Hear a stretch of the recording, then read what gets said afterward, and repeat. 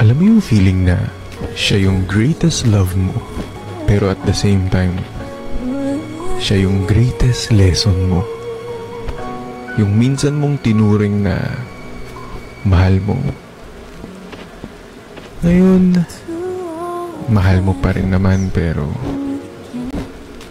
hindi na pwedeng kausapin, hindi na pwede pang lapitan. Ang hirap ng kumustahin, kumbaga.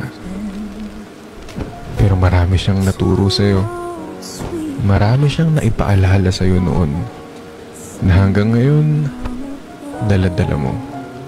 Hanggang ngayon parte ng buhay mo. Kaya nga totoo, may mga tao talagang dadaan lang.